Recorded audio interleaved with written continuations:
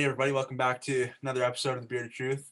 We got Andy back for round 4, as well as Daniel, Doc's Bearded Reviews. So yeah, let's hop right into it. Maybe quick introduction for Dan, because I know a lot of my audience knows who you are, Andy. So kind of like what got you into like reviewing like beard products and that kind of thing. Yeah. So for me, it was I've always had issues with growing a beard. So whenever I used to shave, I used to get that horrible sort of rash and stuff like that. So come to a decent age, just started to grow a beard. Started off doing the natural stuff, using the bulldog stuff like that. Yep. Supermarkets. Got sucked into the those who shall not be named. Yeah, the Vancouver Vikings, as I like to call them. Got stuck into them, and then sort of after that, it was just sort of general experimentation. Cool. Looking out into sort of other brands, and sort of from there, I wanted to get into reviewing. So I started doing it sort of by myself, but sort of at the time, it's sort of very expensive. Obviously, you've got no following, you've got no backing, nothing like that. So you go and you're buying your products yourself. And after that point, it was where me, Andy, and Sean joined forces to make Bearded Bear Reviews. And it was actually you that reached out to me and Sean. Like, Dan is the OG of Bearded Bear Reviews. Yeah, so it was, like I said, for me, it was just because it was something which, I mean, it was a habit which I couldn't continue doing by myself. So having 3 people buying 3 sets of products, it was perfect, if you know what I mean. So it just eased the burden. So that was the idea behind it. We went into Bearded Bear, and obviously that's now finished, and we've all sort of jumped in our own sort of way. But I've decided to continue reviewing. I mean, I've got a decent little following behind me, and sort of it's picking up really, really well. So recently I've dropped a few blogs which have really turned some heads. I've done one on fake reviews. The fake reviews one caused quite a stir. Just seeing people sort of just blowing smoke up people's asses for no reason, and without really identifying facts. And then my most recent one was sort of the real beard struggle for small batch companies and beard clubs, and that was sort of because of this stupid idea of Midgard Viking clubs, and it was for me just to identify and say, because everyone knows what the issues which are going on. So I thought, I'm just going to go for it. I'm going to say how I feel. It went out there, and it's becoming interesting. Let's put it that way. There's lots of movement. So cool. Yeah, basically who I am. I'm just someone who likes to have a pop and just lay out facts of what there actually is, but no one else seems to really want to jump on it. A few people do, but it's just like continuing to push it. You know what I mean? Trying to push them back. Like yourself and Andy, you said it at the beginning with the whole issue. Then I'm like, well, let's not stop. Let's keep pushing and sort of lay it out. And it's not just it's for everything, because there are a lot of issues. So I'm totally. That's it. So that's pretty much who I am. Just a shit talker with a background.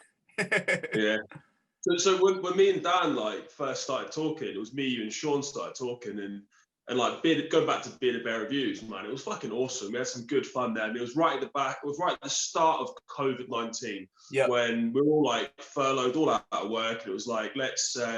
I think we've all got that thing where we need to be busy. We need to be doing something that we're passionate about. Totally. And also that keeps us busy, you know, because I think without Bearded Bear Reviews, I would have been bored as fuck.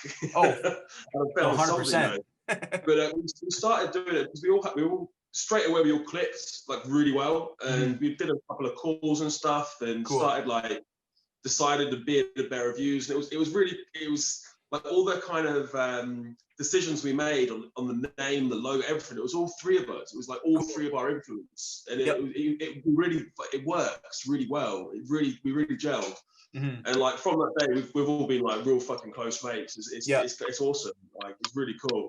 But what I found we had was we were all into our facts, into 100%. Like Is this good? Why is it good? Is this bad? Why is it bad? Let's look into it. Let's research it. Let's find out the reasons why. Why are companies using these products and that products? What is marketing bullshit? What is real good things for you and your beard? Yep. And we've always been really honest with our reviews and products we're using. And I think that kind of evolved over time. We all kind of have gone our separate ways. But the good thing is we're all still really fucking close. And if anything, we actually work together more now because we're actually complementing each other and, and helping each other with what we're doing. And even if, like, say, like, for example, if Dan's doing a blog and send it to me and I'll read over it and we'll help each other with that. If I'm releasing a new product, I'll sing it over to Dan, who'll test it out and say, no, this is good, that's not good. I think you need to change this. And it's really good that way. It's like we're actually helping each other develop and grow in our own kind of. It's all about beards, but it's slightly different direction within the beard community in the beard industry. And man, it's been a fucking awesome experience. And I think like all three of us, me, you, and Sean, can say that I don't think we could have done it without each other. It's been fucking awesome. So yeah, it's been a good journey, but lots of shit to come, I think. Yeah. No, I feel like with everything that kind of happened, like everybody moving into like their own things, like towards the end of last year, and then I feel like that's kind of like started the momentum. But then I feel like this year there's gonna be like with stuff like your blog posts and reviews and like Andy with your products, like I feel like there's gonna be bigger effects from that, like as this year goes on. Yeah, man. I think there's a lot of growth for all of us. I think it's going well. I'm very 100%. Happy with the way things are going, man. But yeah. No, it's totally. Cool. To come. But I've spent all day today restocking. Cool. I've been making products. I had my girlfriend helping me out. I had her cooking some stuff. It was really it's good fun, man. And it's nice to see. That's the third time I've had to restock, and I've been open. And wow. It's the third time, and I've been trading since start of December. End of November started. Black Friday. Black Friday. 27th. 27th. Yeah, it's been really good. I mean, I launched the 27th, but I didn't actually have any products made until the 31st. That weekend was insane. I had to get William, one of my mates, over to fucking start helping me making stuff. I had my mum making stuff. Like, honestly, I turned the house into a tiny sweatshop. We were like making stuff, labeling stuff. I was walking around like a fucking authoritarian bastard. Where you at this? You're not quite up to your deadline yet. What's going on with this? Like, it was good fun. It was really good fun. That's amazing. So I had the same thing today, just making up a load of bits and bobs. But what I've realized is like, it's kind of good when you restock and you remake stuff because you see what your highest selling products are. Yeah, totally. And then you start to find out why. And like for me, I think Vanilla Killer's the best selling one. Yep. But then I've got that in Beard today. Black Oak's killing it, man. Black Oak's going wild. So good. Yeah, that's the one. That's the so one. Good. But Black Oak's going great. And it's just going good. And I had a little idea today. I might turn them all into aftershaves. When I bought all my stuff, all my products, the company accidentally put a huge bag of spray tops, and they fit into the bottle. So I'm thinking about turning my scents into aftershaves, because aftershaves are fucking easy. I've made the scents. But all you need is alcohol and rose water. That's it. Bang them in. Done. Wow. There you go. Spray, get on the clothes, It's, I'm thinking about it. That's smart. Do the vintage leather, because that in an aftershave would be stunning. Facts. Really nice. Yep. But man, I'll tell you what, my beard is never healthier than the day I make products, because you see the amount of stuff you get on your hands, and every time it's like towel, nothing. Oh, fuck it, bang. Get out, bang. My beard is like heavy today. It's like full of everything. I think I've got pretty much every one of my products in my beard right now, and actually smells pretty good. Nice. Yeah, there you go. That's awesome. I've had a good day. Productive. Got loads of stuff done. I sent out about 12 orders as well. Nice. A couple to Portugal, one to Italy, and the rest in the UK. But cool. Going good. It's going good. That's awesome. Yeah, since I got the products in on the 31st, I've been loving them. Like Yeah, did a whole week of testing, and then I've been like recently in between testing other stuff, going with like different combinations. Like today I put in vanilla killer oil with Ace of Blades balm, which is really I haven't tried that yet. Yep. Tried that yet. Yeah, it's a good combo. I like it. Yeah. Yeah. Yeah. Okay. What's your favorite Beard Tings scent? Oh, good gosh. Vintage leather, easy. Okay. Vintage leather. Yeah, it's a good one. It's a good one. Shoot, I gotta go smoked amber. I think that's good, man. That's interesting because all the black. Mine is black oak, so that's all the black chapter. So that's cool. That's cool. It's just smoked amber. It's just besides vanilla killer in my testing, it's been and black oak too, but especially those two have been like super long lasting, like in my beard. Yeah, the black chapter lasts longer. 100%. Because they're all much more complex scents in the black chapter. The gold chapter are kind of maximum 4 scents. So Ace of Blades is champagne, cologne, tobacco, leather. That's the most complex one. And vanilla killer, vanilla, leather, oud, and tobacco. And then Caribbean cutthroat is only sandalwood, coconut, and rum. This is 3. And then my other ones, all the black chapter, there's like 6, 7, 8 scent profiles, And I think there that's you go. why it lasts long. I think that's why it lasts long. Yeah, and I've noticed that. Like the black, in my testing too, Caribbean cutthroat has been still fairly long lasting, but not quite as long lasting as the other ones. I've noticed that, and that makes sense with the scent profiles and all that kind of stuff. But the thing about having beard products that are long lasting, it's not about how much you put in. And also because when you want to do it legally, you can only put a certain amount in. You can't go and put loads. In the US, you can put whatever the fuck you want in there. But in the UK, you have a percentage allowance of each different individual scent profile you can put in, because say if you're using an essential oil is a fully natural product, but fragrance oils, and I use a blend of essential and fragrance oils. Some fragrance oils can be more toxic than other ones. So say when I get my fragrance oils pure, if you put that on your skin, it's not going to do you any good at all. It will be bad for you. But it's about, you've got to put a low amount of it so it doesn't affect your skin and allows the carrier oils to have those benefits, but still have a certain amount of scent. And some fragrance oils are so bad for you. Like, I don't use any of these, but some of them are so bad for you. You have to put such a small amount in, you can't even interesting. It's not There's some that I would have maybe like to use, but you just can't, because you can put it in, but you can't smell it, so it's pointless. You know what I mean? Yeah, no, 100%. It's been fun, man. It's doing good. I'm enjoying it. That's awesome. With the Caribbean cutthroat as well, sort of I found when I was using it, there are sort of certain points where you can feel sort of almost intoxicated by it.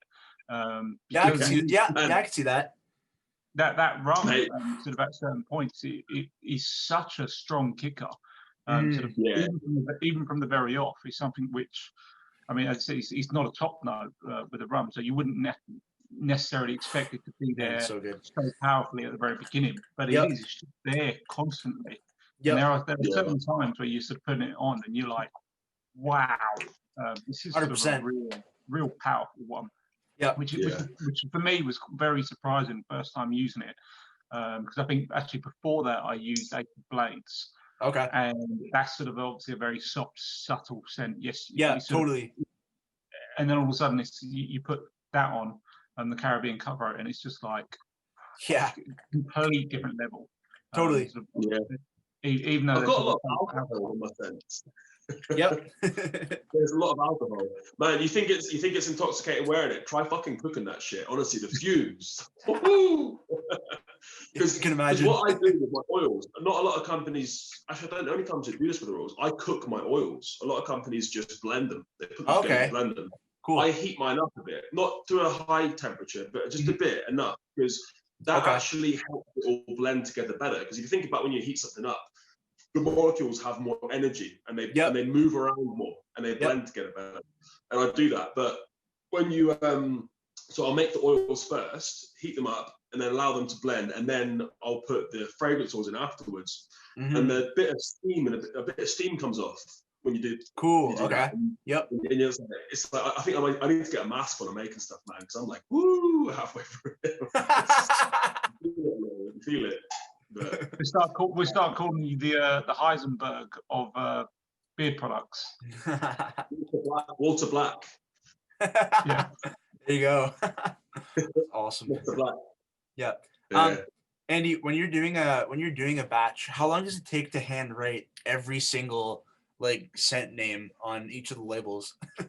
A long time, man. So I don't do that while I'm making it. Usually when I go home, I'll sit down and watch a movie or watch them on TV, and I'll just sit there, I'll get them all out, and I'll write like a batch, and I'll write like 100 at a time, 50 at a time. Okay, cool. Yep. And yeah, I'll do that, and then what I'll do is, like today when I made them up, it's a longer, so there's a few things about my bottles that make it harder to make stuff.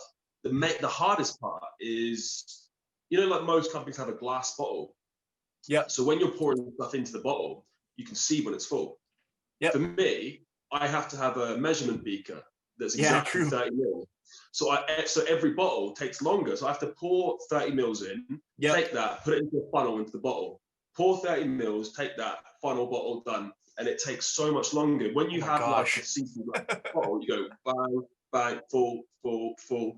And I didn't even think about this. Yeah. It's one of those kind of afterthoughts. You're like, oh shit, man, it's going to take a lot more time now. But it's worth it. It's sick. Look at this freaking bottle. Like, nobody has better looking oil bottles. Like, but it's I think, I mean, I love my scents. I love the kind of oil carrier oil the carrier oil profile I'm using. I'm not gonna lie, it's not the best one out there. It's not. Okay. It's fucking good for you. It's really good. It covers the basics. It's healthy for you, and it really helps your beard be healthy. It helps your skin be healthy. And there's some out there that aren't as good. They'll cut corners and use cooking oil and they're shit. But there's some out there that are really, really super complex, and they're amazing for your skin. But I mean, I didn't want to go that in depth because it's hard and it's a bit too overly complicated. I like to keep it simple. I like to keep, like, for example, my cleanser, aloe vera tea tree. I want to keep it simple. I don't want to complicate things too much. Like, here's the benefit. This is what it does. Where I got complicated is my scent profiles. They took a long time and a lot of fucking research, a lot of development, a lot of testing. I spent hours, like, I wouldn't have been able to do this if it wasn't for COVID. I wouldn't have had the fucking time to really look into what I was doing. But like, the hours I spent in my kitchen, like, figuring out what scent profiles I want to use, testing the scent profiles on, like, different materials, how long does it last? And also the scent profiles slightly change depending on what carrier oils and carrier products you use. So for me to make sure that my oils matched my balms, I've actually had to change the quantities of different fragrances I use in them. Okay. So like sometimes you'll get, like, vanilla comes out really easily in an oil, but it's really hard to get that in a balm.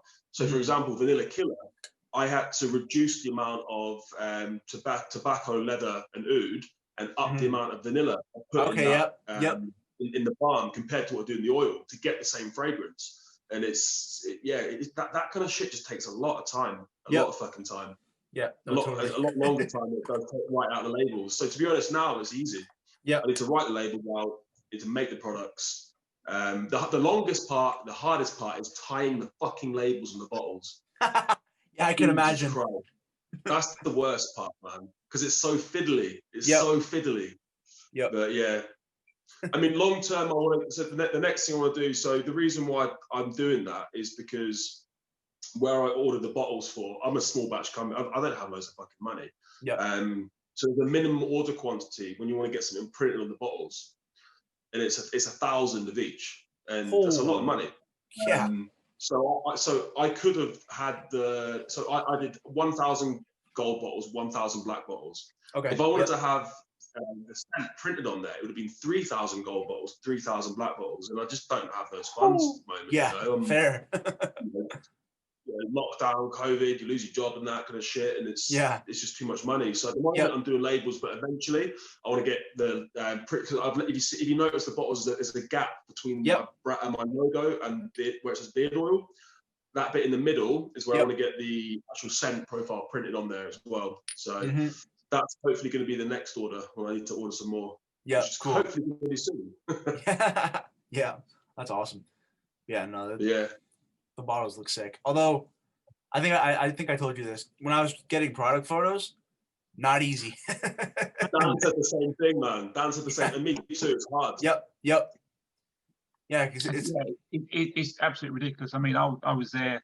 Like I said, I've done the review for the Caribbean Cutthroat, and I must have taken about 50 photos. I mean, I always take quite a few anyway, and then obviously go back and I took about 30. And went through them all, and I'm like, you just can't see, because by the time you get any light in, it just bounces off the bottle and it just glares up, and I'm like, oh, it's just absolutely ridiculous. Definitely. So you have to kind of, I found a good way to do it. Okay. So I've got, you need to have 3 lights, one either side and one directly behind the camera. Fine. And what you do is on the lights, so I use the little disc lights, the cheap things you get off Amazon. Yeah. But what I found, you can soften the light. You know, baking paper. Yeah, you and I talked about this. Yep. Put that round the light, and it softens the light. It's got that like real hot. So the hardest part is getting the kind of glisten and the shine off the bottle, but also being able to see the logo at the same time. Yeah, totally. I can get one or the other. You can get the logo really well, and the bottle doesn't look great, or you get the shine of the bottle, and you just can't see shit of the logo. Yeah. So you need to have 3 lights and soften the light, and it works quite well actually. So yeah. So I usually when I'm mastered it, still hard. Yeah. Yeah. I think when I did the product photos, I think I had 3 lights, but I didn't think about the like cooking paper or whatever. I think I took like almost 100 photos total. Yeah, man, it's hard. That's the hardest part, I think. 100%. Yeah, but no, it was so much fun. Yeah, I love doing that kind of thing. All business is going good. So I'm enjoying it. And you know what I love the most? I've got some fucking brilliant supporters, brilliant followers, man. The bearded community behind me, I'm loving it. They're all just sound guys. Yeah, totally. We'll just have a chat all the time, and it's just really cool guys. And it's amazing. It's humbling. The support is humbling. It's fucking brilliant, man. Yeah, I think what's nice as well is the fact that it's obviously not just the guys sort of in the community, not just the consumers in the community. You're actually sort of getting quite a lot of support from brands as well. Yeah, totally. I mean, and he's having a little bit of fun with Big Fat at the moment. Big shout out. You know what I mean? And stuff like that, which I think is amazing, because you don't expect that from company to company. You're direct competitors, but yet you're having a bit of fun with each other and using each other's oils and even learning off of each other. And that's why the community is so good, because as a whole, we've always found a way to work with each other. Sort of, and rather than sort of just one big person coming through and sort of stomping their feet on absolutely everyone. And that's what I mean. That's what I really, really like, and that's something which I hope continues to grow, especially sort of in the UK. There is a big movement at the moment for the whole CPSR. I mean, it's always been there anyway, but it's sort of gaining real big momentum. Yeah, totally. This whole small batch community within the UK is just becoming massive. A lot of people coming through again. I want to start creating my own stuff, and sort of Andy knows this from Bearded Bear Reviews. The amount of people who was coming to us and just going, "How do I do it? What do I do?" And it's the same now. I mean, I'm getting guys message me daily, going, "I want to start creating something. Where do I start?" And but the thing is, unfortunately, a lot of them are starting with white label products, where they're just sort of trying to get in the game and start a brand. And I'm saying to them, all right, that's fine. If that's what you want to start off with, that's fine. But trust me, there's not going to be anything better than spending God knows how long researching and getting your products right to totally be happy. And Andy knows this. Do you know what I mean? The amount of feedback which Andy got and he's getting from his well-researched products It's because you got to put the time and effort in, and that's like anything. Unless you put the time and effort in within this community and be there and be talking to everyone just beams back at you and like wants to talk to you, and that's the part of the community which I think is the best for me. Yeah, I love the UK bearded community at the moment, man. It's everyone's like, all the brands like get on well with all of them, all the other owners, and we help each other. Like we'll message each other and say, oh, what do you think of this? What do you think of that? And like help each other out. Like I'll help a guy out with his marketing, he'll help me out with like carrier oils. It's cool. Great. It's just and the good thing about it is that there's no ulterior motives. We all want to grow together. Yeah, we all understand that. Yeah, we're not stealing each other's customers. Like people that like beard products will buy lots of good beard products. Yeah, they're not just going to buy from one; they're going to buy different ones because you want to have something different every day. Like my products, like one big fat beard, our products are so different from each other. But all our customers buy from both of us because they want that variance, they want that kind of change each day. Yeah, and it depends on what mood you're on, what you're doing on the day. You know, it's great. And I mean, going back to what Dan just said a minute ago about like helping people out that want to start their own brands, like I've had so many guys message me and I love it. Like I love helping people. And it's like, and there's so many lessons that took me a long time to learn, like through loads of research, loads of like trial and error. And if I can help someone cut that corner and not know exactly what to do straight away, I'll do it. Like I love it. Yep. It's just really good fun, man. And it's just a sick community. Everyone's sound as fuck. It's encouraging, yeah. But actually, what you said a minute ago as well about a lot of new companies want to start white label and stuff. I think that's a really bad thing because what I've done and what I think is my key to success is my personality is my brand. My 100%. Brand is my personality.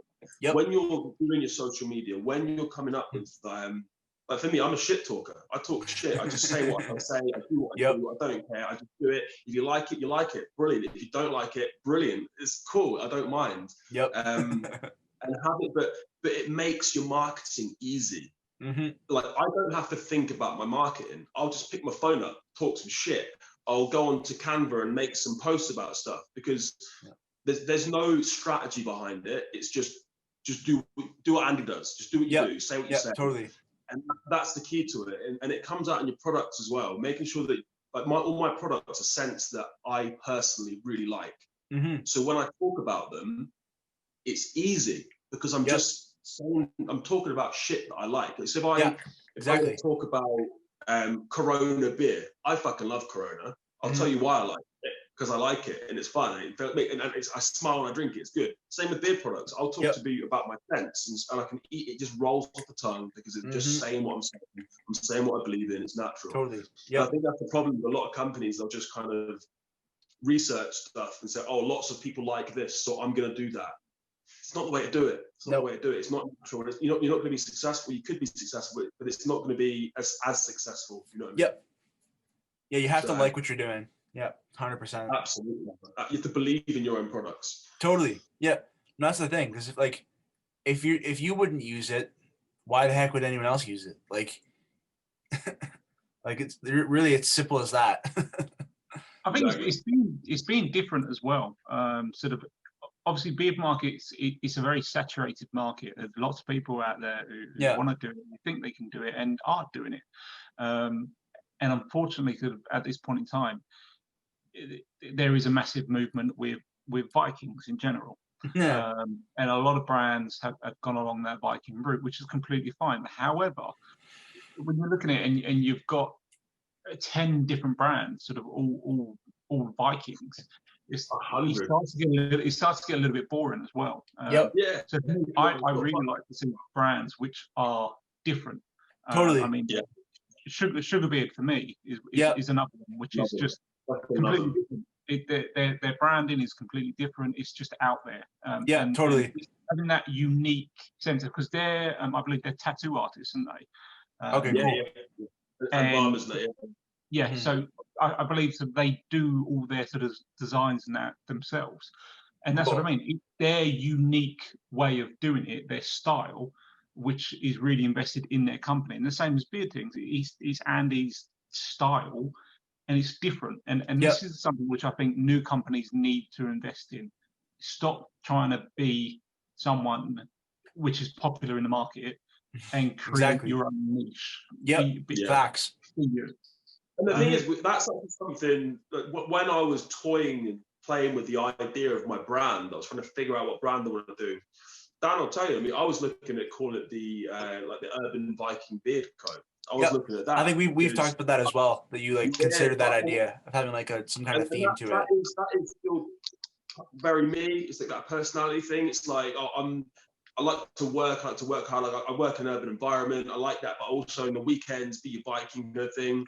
But then I just thought, no, the Viking thing's done, man. It's done. Everyone's done it. Like, when I see something, I see a new brand and it's got like some fucking, I don't know, shit about Ragnar Lothbrok or an axe or a fucking, I don't know, Ragnarok. Cool story, bro. Cool story, bro. Seen that, done it. It's not exciting. Yeah. I like to see brands that just do something. Like, what's it called? Is it Lady Juice? No. Oh, yeah. Lady Juice. I love it. I fucking love it. And so the best funny. thing about him, he'll say, I don't have any money for marketing. So he gets like Barbie dolls and does saying shit. It does it all himself. I love that. And I think for consumers, it's something you can relate to more. It's like, oh, fucking, I don't have any money either, but this guy's fucking doing something with it. This is cool. I love the individuality behind the brand. Is so good. Yeah. No, it's funny. It's funny. Even now, like, kind of going back to like what you're saying about like the themes thing. Like when I see companies that are like also going like a theme direction, like especially with Vikings, it's like, it just kind of makes me like step back for a second, just because of my experience with the Vikings out in Vancouver. Even funny, like I've been trying to like finish watching the second half of the show Vikings, and it's just it's not as cool as it was. Not as good, man. As soon as Ragnar died, even before that, I think seasons 1, 2, and 3 were amazing. Then it just went.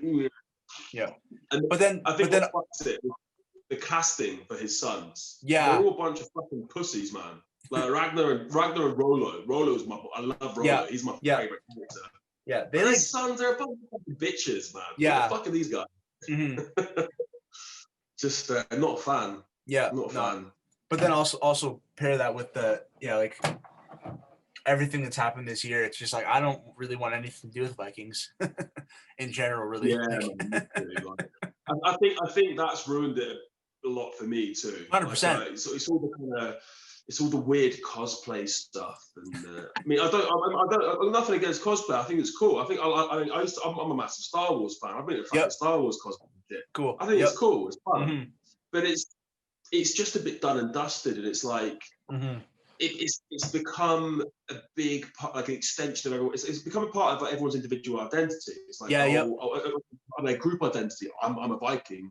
I've got like 0.0004 Viking DNA in my body. Yeah, man, I'm a fucking Viking. Yeah, look at me and go buy a fucking axe, do some pictures of it. I mean, I've got nothing against it, but it's just a bit. It's just that you see it everywhere. You see it in like the beard industry is saturated right now. Yeah, and it's just got a bit boring. You know what I mean? Yep. 100%. Yeah, no, it's. I'm over it. Yeah. Yeah, no, it's like expanding and doing your own thing is so much more fun. Like since I've gotten into reviewing more products, it's like my YouTube is way bigger than it was. Like Instagram is like growing steadily and my content's getting better. Like it's like, and the best thing about that is it's real followers. It's not a circle whack, or as in the States, a circle jerk. Yeah. And that's what it was when we were in the company that's not to be named. We were there. Yeah. And the only people liking and commenting were all those actual people. And it's true. Not organic. Yep. It's not real. Like no one really gives a fuck about you and your page. It's just everyone else and that because they have to, because it's part of the fucking brotherhood, brother. And it's like it's not real. And I think we've all found it. As soon as we've all stepped away from that, you got a bit of an unfollowing. Yeah, it was hard to kind of build it back up. But now what you've got is organic. It's real. Mm-hmm. It's an actual real following that people are genuinely interested in you and what you do. Yep. So it's way better. It's way better. Totally. It's real. You know what I mean? Yep. No, 100%. Yeah. No regrets with how anything played out. At least on my end. Yeah. Anyway, let's talk about some recent blogs that have been going on. Oh, facts. Yeah, let's do that. Yeah. Dan, what kind of led you to actually let's talk on the fake reviews one first. Just because that happened a little while ago, and then we'll get to the more recent heavy duty. Like what made you want to like kind of like go down the road of like discussing like the reviewing community and that kind of thing? So so for me it started off obviously jumping over to doing my own review stuff. It was just trying to be out there and obviously get everyone to listen. But the problem is there's a lot of reviewers. Obviously, I think with COVID as well. Oh, for sure. Everyone decides they want to be a reviewer, including myself. That's where I started. Yep. And it was a case of, well, hold on. The detail which we was putting in through Bearded Bear, and then sort of even now, because I've got my own website. Problem is with Instagram reviews is you've got 2,200 characters, and to really break down a scent profile and the health benefits and sort of everything to do with it, it's nearly impossible to get a good detailed review in 2,200 characters. And Andy will tell you this, because when we was doing it, it was like you're pulling your hair out. So I started to launch my own website, and then it gives me a lot more room to play. So totally. After that point where I'm seeing, right, well, I can do this, and even with 2,200 characters, I was still putting in a pretty solid review. And then I'm going around and looking at all these people who are doing reviews. I'm watching videos, I'm reading sort of written reviews, and I'm just like, it's just not good enough. These companies, small batch companies, are literally giving their products away. Some of them you're buying them, some of them they're literally giving them to you, and they're asking for you to provide a service. Yep. What are you providing back to them? Absolutely trash. And it just really got my back up. And there was one review which went out on YouTube, and I sat there watching it. And this reviewer, he had a couple of videos before which I watched, and all the information was wrong. Saying countries were from the wrong place, companies were from the wrong country, and stuff like that.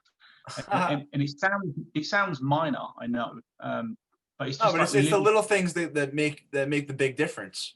Exactly, and so it's a lot of little problems, and then all of a sudden I'm watching this video, and he turns around and goes, and it was his sort of top 5 oils, and he goes, this company's from the UK. They're really game changing. They're so amazing. XYZ. They're CPSR approved. No, they're fucking not. Oh yes. And I've had the conversation with the company because we was going to try and get them on Bearded Bear, and we only used CPSR approved companies. Yep. So I've had the conversation with them. I've got the messages to prove that they're not. That's their prerogative. So, and I spoke to this reviewer, and I said to him, I said, mate, they're not. I said, like, you need to change that. That's dangerous information which you're putting out. Yeah. And he was like, oh, I was led to believe. I was like, okay, that's fine, but go and check your facts now. Yes. Yeah, exactly. You should have done it in the first place. Yep.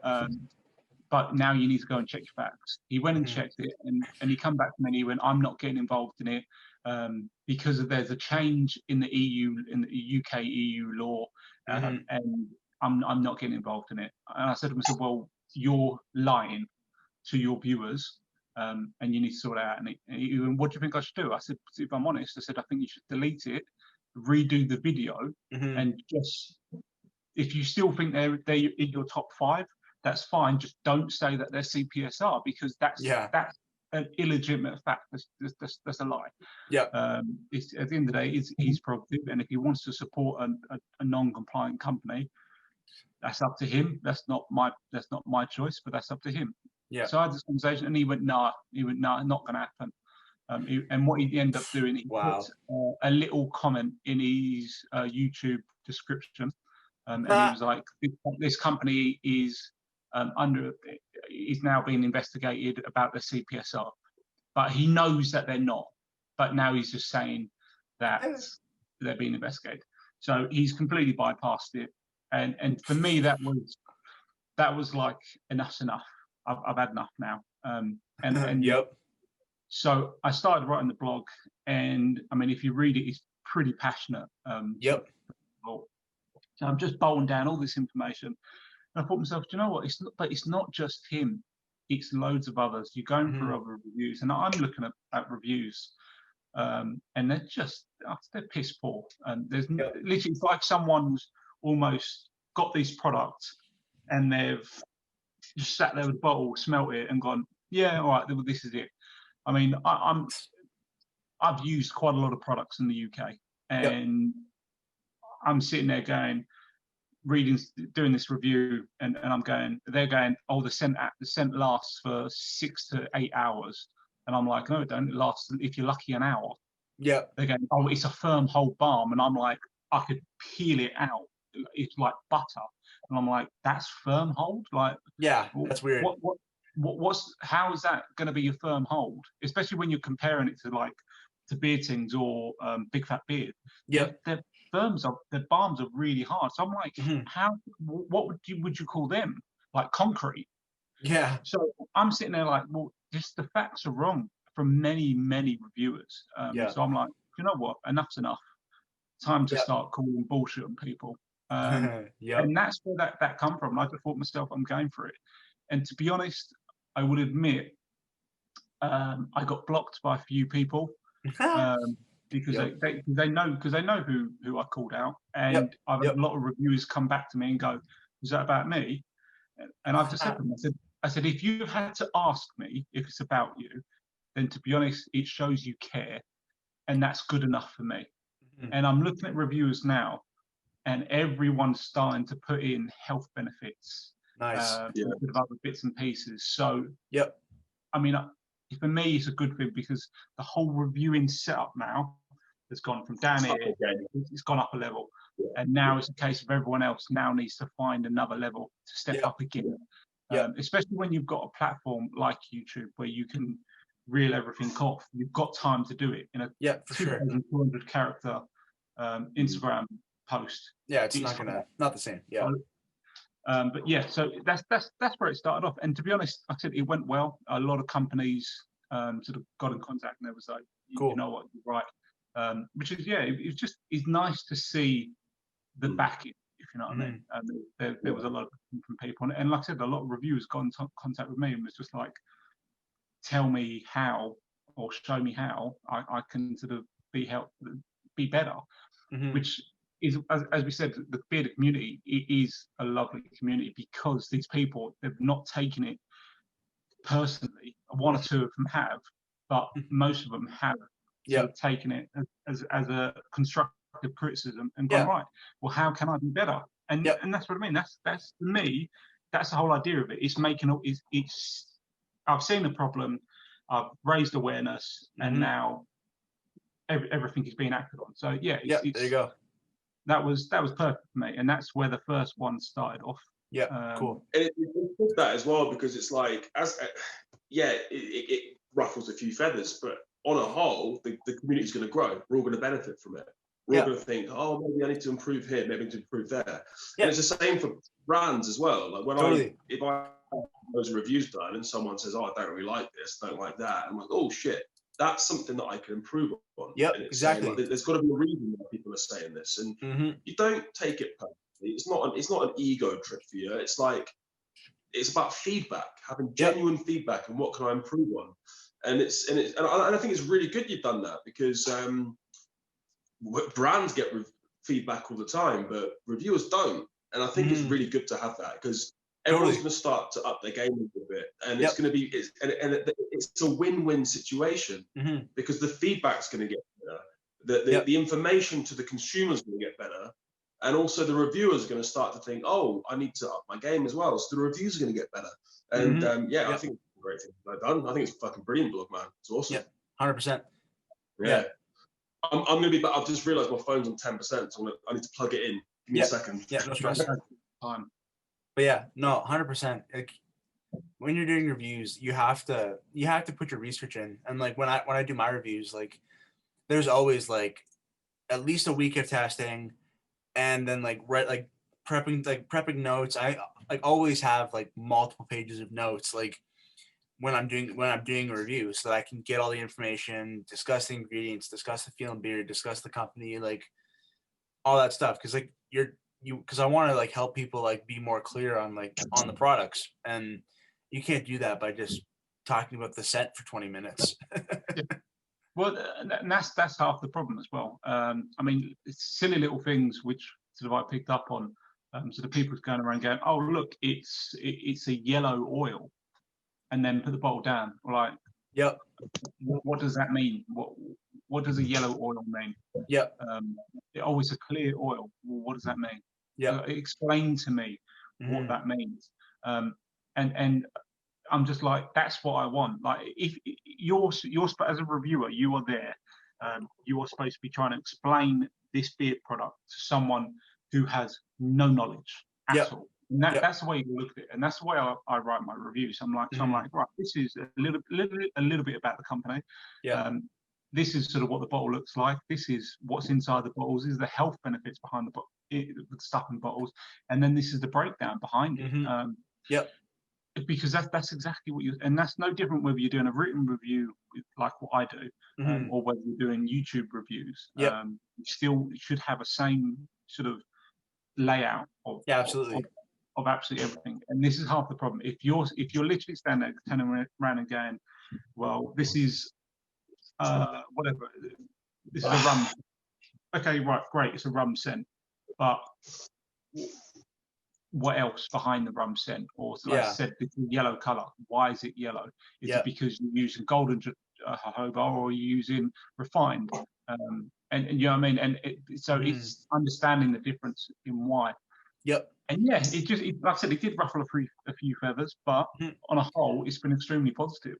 And for me, that was the sort of mark of where I've gone, well, okay, if people are willing to accept the truth on this type of stuff, then I'm just going to keep going with it because it is positive. I mean, don't get me wrong, if I got probably a massive backlash, I might not have gone on to blog 2, but because it was on a whole, it was quite positive.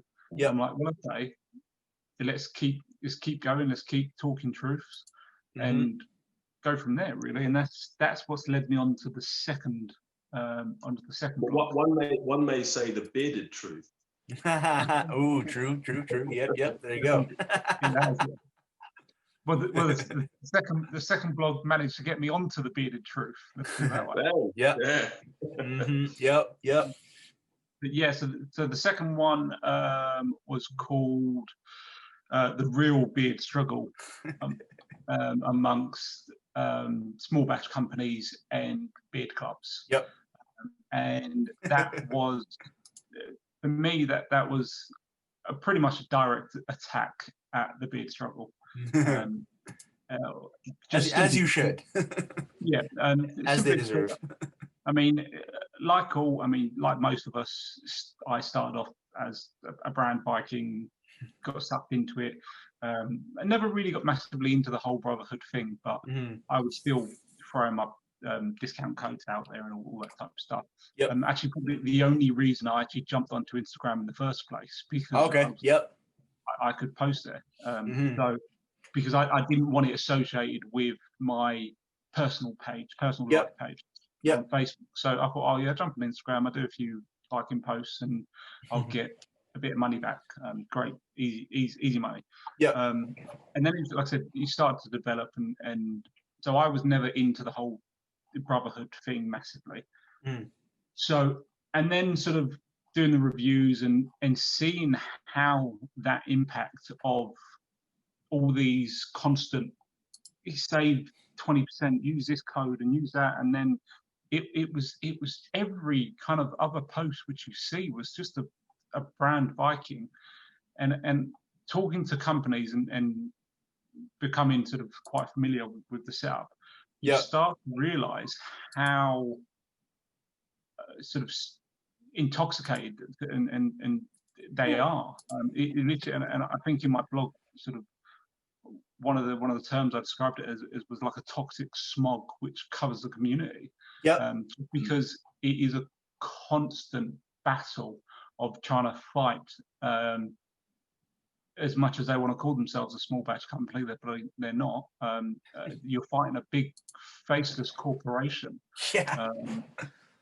And that's what I mean. And I really felt sorry for small batch companies. No, totally. It's brutal. But for me, I was dealing with that, and it wasn't too bad. But for me, the turning point was sort of the launch of the Midgard Vikings, or whatever they're called, MV. That was it. Yeah. Yep. And it just turned me. I mean, because I'm part of a beard club. I know the setup, and I've seen firsthand the destruction which it was causing, because we were losing members, like many other beard clubs.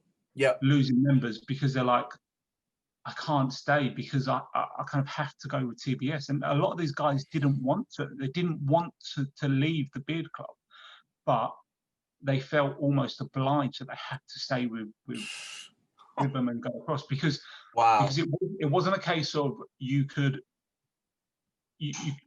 stay with, so their clan thing was called the Eats or whatever, something like that. But you wasn't allowed to stay with the Eats. You was automatically conscripted into the Brotherhood. And survived this argument, and I was like, well, like, it is generally is. You're not allowed to. They're closing the Eats, and it was automatic conscription into the Midgard Vikings. And I'm like, well, hold on. You're putting these people in a predicament where you're tearing them away from their clubs. Because they're loyal to you, and you have no respect for the community. We already know they don't have respect for the community because of what they're doing to small batch companies. So I'm like, you know what? Kind of enough's enough. And sort of, I'm privileged enough to be a board member, sort of, for my chapter. Cool. And I'm sitting there, I'm getting frustrated because I'm losing members constantly. And I'm like, you know what? If it's not just, surely it can't just be us. So I thought, you know what? I'm going to go talk to other people.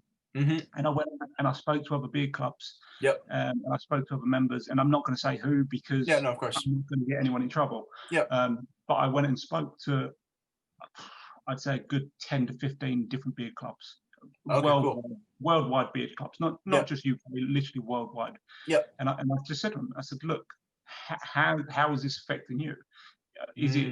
Are you losing members? And every single one of them said, yes, we are losing members because of it. One way or another, whether it's one member or whether it's sort of 10, 11, there was like, yeah, we're losing members. And I'm like, okay, right, so time to start talking the truth again. And that's where it come from. I thought, you know what? And their whole thing was, we're not a beard club, we're a brotherhood. Bullshit. And I'm like, okay. So yeah, bullshit. Let's call bullshit. So I thought, okay, fine. Let's figure it out. Let's have a real breakdown. And this is where the blog was. I'm like, okay, these are how beard clubs are run. That you have your sort of structure of power of presidents, jarls, whatever you want to call them, and sort of you work your way down. And I'm like, okay, this is how Midgard Vikings work. Oh, amazing! You've got a director, you've got a concierge, you've got this and that, and I'm like, wow. So you run the exact same way. You have bylaws, which is what most beer clubs have. I'm like, well, you have the exact same setup as a beer club, but yet you're not a beer club. However, I actually managed to get a statement from their concierge, and he actually turned around. He wrote, and he was like, "This is, if you go on Google, here are the definitions of a beer club," and he rolled it out, and then he was like, "This is the definition of a brotherhood.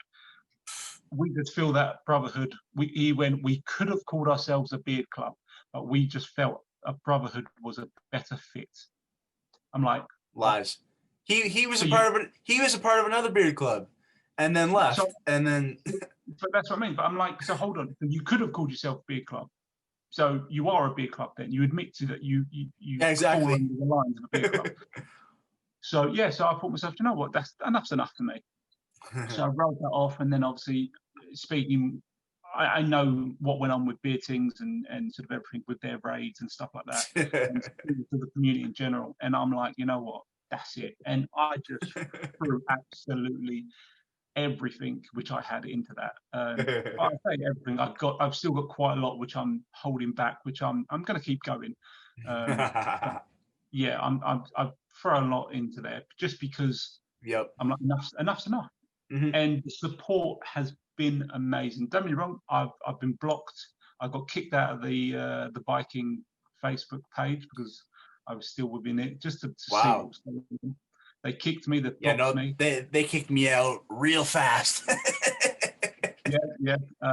So because someone was asking me today, and they was like, "Oh, can you send me over the Facebook stuff?" And I was like, yeah, okay. And that literally less than 24 hours, I've sort of gone onto the Facebook and it's like, no, I'm like, okay.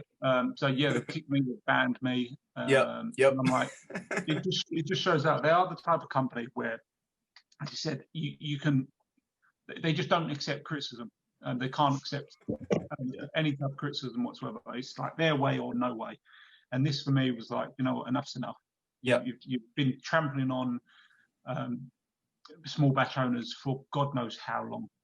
So the community which too long. Really, the community which works together so well. I mean, as you said, companies exchanging oils just to have a bit of fun. When was the last time you see any TBS real top boss get onto a podcast like this? Doesn't happen. I asked him. That's what I mean. It won't happen. Because so for me, it's like, well, what are you giving back to the community? And then also, so then they went into the beer clubs, and I'm like, you know what, enough's enough now. Something's got to be said. And it was the same trigger for the fake reviews. I was just like, something's now got to be said, because everyone knows it in the community. Everyone knows it, but yet no one massively speaks out about it. I mean, obviously, we know we had the bearded Brit. He done the beard struggle post. He done a lovely post on that. And it was a case of, well, now it's probably time that another one needs to come out. And I was actually speaking to Tony about it, and I said to him, look, I'm going to be doing this. And he was one of few people who was privy to knowledge that it was dropping beforehand. And he turned around and said to me, he went, be warned, you probably will take a hit, and it probably will affect you in sort of some way. You'll be bombarded and sort of stuff like that. He went, but ultimately what you're doing is for the greater good. And it has been sort of extremely supportive. People 100%. It's worth it, let's put it that way. Absolutely.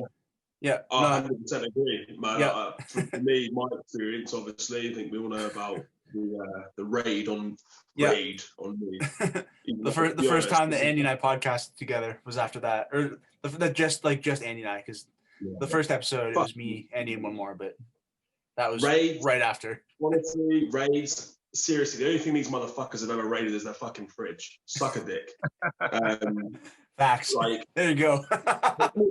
The only thing it fucking did for me was like massively boost my my traffic on my 6,000% page views increase. But then also, I mean that's just like kind of facts. The biggest thing it did is it woke a lot of people up to say, like, this company's, they're only out for themselves. They're not out for the community. They're not out for the community. They're out for themselves, and they'll happily run over individuals, like small companies like me. Just started. I hadn't even launched my products then. And they had their people leaving fake reviews. 500 reviews saying things like, he sent me my products, they never arrived, and he didn't, and they were awful when they got here. Like, they didn't arrive for months, and they finally got them, and they were terrible. It was like, bro, I haven't even made them. No, yet. I have a screen recording of all the comments that people left, because I was like, this is probably gonna get taken down somehow or some way, whether it's Facebook or whether like they back off. And this is the thing. Like, this is the thing. Like, you guys know me, and you know my brand. Like, I get feedback all the time. Whenever there's some bad feedback, I mean, I don't be a dick, but it hasn't been much at all. But any bad feedback I get, like I'm all about feedback. I'm all about growth. I'm about like taking on people's opinions and feedback and how can I improve. Like if someone says, bro, you're shit, you're terrible, I'm like, thank you for telling me that. What makes it shit? What don't you like about it? Yeah, what explain. And that's that's not just in fucking beard community in my little business. That's in life in general. Like embrace feedback. When you have bad feedback for me is so much more valuable than someone saying, oh, your products are great. It doesn't do anything to me. If you tell me that they're bad and why they're bad and go into detail on the facts and why they don't like them, brilliant. That's fucking amazing. Thank you for that. Let's improve. Let's move forward, you know? And I think like that's the kind of company that they're just not about any form of feedback. Totally. And let's face it, what have they changed? What about their products have they ever changed? Nothing. They have a shaving kit now. Even with bad feedback, have they changed anything? They haven't changed shit. For me, when I get bad feedback about anything, I'm going to go back to the drawing board. Okay, cool. This is what's good about it. This is what's bad about it. What can I do? What's the business plan? What's the action plan to improve my products? And that's what it's about. You want it to grow, you know. You don't just want to keep having a little circle jerk and saying, oh yeah, everyone likes it. No. When it's not actually good. It's funny because like kind of going back to like what Dan was saying about his last blog post. Like I was a Facebook moderator for I think like 2 or 3 weeks in August, and I witnessed them discussing the plans for a beard club, and they were like exactly how they were describing it was describing it as like very similar to clubs like the Bearded Villains, and then the owner would be like, okay, no, we're not actually like copying them, but then you look at what they're actually doing, and they're exactly copying the format of like actual beard clubs. And then I even said when they were thinking about doing this, like this is gonna get very ugly. Like you're gonna have people leaving. Beard clubs might have people leaving. Like this is not going to be good for anyone, and like nobody took that into consideration. Didn't they have people join beard clubs to report back and tell them how they run? They tried. I don't know if they ever got anyone through, but I know they tried. Yeah, I heard that. Yep. Actually, I think their consigliere was like, because he was BV, and then kind of like was second in command for their stupid MV Brotherhood bullshit. Oh, well. Yeah, no, it's So when I was reading your new blog post, I was just chuckling the whole time because it's all so true. It's like accurate, factual, 100%, so true to what they do. Like, well, that's what I mean. It's something which, like I said, for me, it is all facts. I mean, don't get me wrong. Once again, it's highly passionate. Of course. However, I've got facts. I've got screenshots to back everything up. And it's like, well, fine, come at me. Tell me why I'm wrong, and I will stand here with the information and go, right, okay, this is my proof. Now tell me I'm wrong. And when someone can do that, like, fine, I'll quite happily hold my hands up. And this is for me. This is for sure. At the very bottom of my blog. Someone said, if you want to use TBS as a product, go for it. I don't have an issue if people want to do that. It's fine, but don't get sucked into the toxic mentality behind it. Exactly. That's 100%. Because there is such an embracing community out there. Why would you want to get sucked into 100%, a toxic mob? Totally. Yeah. Why would you want to get involved? It's an amazing community. Like it's such, and it's like genuinely, it's not about us, trying to like big bash me down. It's like you're genuinely missing out, mate. You're missing out on a fucking amazing community. For real. Yeah, exactly. You're missing out on great products. You're missing out on a great community of people. Yep. And it's like, why would you tie yourself down to one certain ideology and one kind of product when you can embrace the whole thing? You know what I mean? That's about life in general. Yep. You don't do it. It's bad. And 100%. And one of the guys that was like commenting on Dan's post that I talked to, he had no idea what like the raids and all that kind of thing were going on. So, and then he watched like the episode of my podcast that Andy and I did, and he was like, I'm only halfway through, and I've already made up my mind. And he's like, I'm disgusted by what they're doing, like, and then he's done with them now, and it's Well, that's what I mean. It's great to see. There's a nice movement at the moment where I'm Yeah. seeing quite a few people, Yep. especially within the UK. Yeah, I've noticed that. Yep. They're like, I'm done. Yep. It was that, yes, they sort of understand. They actually understand where the problem is, and they can see it. And the few which I've spoken to, they've said we've tried to talk to them and explain sort of how we're feeling, and they're not interested. They don't care. Yeah, sounds about right. Yep. And this is the problem. So they're turning around and going, you know what, fine, we're done. And they're stepping away, and they're being very vocal with leaving as well. They're turning around and saying, we're leaving because of this toxic mentality. We're leaving because of this. We're leaving because of that. Yeah. And it's just completely unacceptable. And it's not for me. It's not just about the raids or sort of the small batch companies or even the beer clubs. It's really a fact of they are actually causing havoc for everyone. 100%. Sort of people within the gay community, it's the same. We've had people who've come out and said that I've literally been like verbally attacked by these people because I'm gay. Yep. You want to look at their advertisements; they love to throw a naked woman. Yep. Sort of now, it literally sort of made me chuckle. One of their adverts is them a bunch of Vikings lined up, ready for battle, full gear, full battle gear, shields and everything. They go all the way along, all their sort of like warlords or whatever they're called, all the way through, and then you get like the shield maiden at the very end, and she's got no top on. Yep. She's standing behind a shield, and you can see kind of like almost her bare side breast, and I'm like, yep. But they get offended by Andy's memes. Yeah, exactly. Like what? Like, have you looked in the mirror? And that's what I mean. I'm just like, they're reporting that it's pornographic material. Oh, they're so offended by it. Listen, don't lie. You're all fucking jacking off at home over Pornhub. Shut the fuck up. But that's what I mean. But that's what I mean. I'm just like, it's just so hypocritical. A brotherhood which is non-inclusive.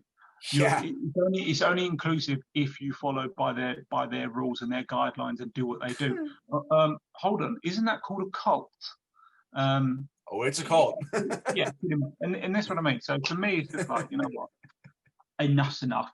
Like time to put it out there. But yeah, it's it's interesting. And the thing is, well, it's not like the way you're doing it. It's not like saying you have to leave or anything. Or it's like giving information. Here's some information. Here's what's going on. Make up your own mind. Yeah, exactly. That's it. That's what you're doing. Yep. Here's the facts. Yep. Make your own mind up. If you still want to be part of it, cool. Do that. All power to you. Yep. Fair fucking play. Yep. If you don't, whatever. Also, good. Fair play to you. But anyway, here's the facts. Make up your own mind. Yeah, exactly. That's the thing. Because like, we're not trying to force anyone to do anything or be anything that they're not. But like, it's just. Use your eyes and like pay attention to shit. It's like the main thing. Raising a bit of awareness is all it is. Yep. 100%. Yeah. But yeah. Good time. Yeah. Epic blog post. So good. Yeah. No, it's funny. What we got coming up, man? Yeah, still more reviews. It's funny. Even like over the last little while, I've done like a fairly decent number of reviews, but I still have so many products that I have that I've been testing that I need to get through. I just like, because also being in school, like it's just there's only so much time in the day. So more reviews, more podcast episodes. Like I think in the last like 2 weeks, I've recorded. It's got to be like 7 or 8 episodes somewhere in there. So those will be dropping over the next while. I still actually have 2 that I recorded earlier this week, but I still have to edit. So yeah, more podcasts, more reviews. I'm actually trying my second actually good UK company, because so far Beard Tings is the only good one that I've tried. And then Midas, we don't need to talk about them. Yeah, so I'm gonna be trying out Odin's beard care soon because I won an oil from them with purchase of like one product, so I got a butter and then I picked an oil. So that should be arriving. It's saying by this Wednesday, like this upcoming Wednesday. Which one did I send you? Yeah, was it Loki? Yeah, so it was Loki. So I have that one, Yeah. and then I got Magni from them because it's like because it sounded cool. And then a butter that has a similar scent profile to Magni. So then I'll be testing those two out, and then I'll be reviewing Loki, Magni, and the beard butter from Odin's Beard Care. Right. So, I mean, still to this day, my favorite butter is the honey tobacco and black pepper. I think that's the one that I got. I think that's the one that I bought. Yep. Such a good scent, man. It's such a good scent. Like, I mean, hats off. That's a good scent, man. Yep. I love it.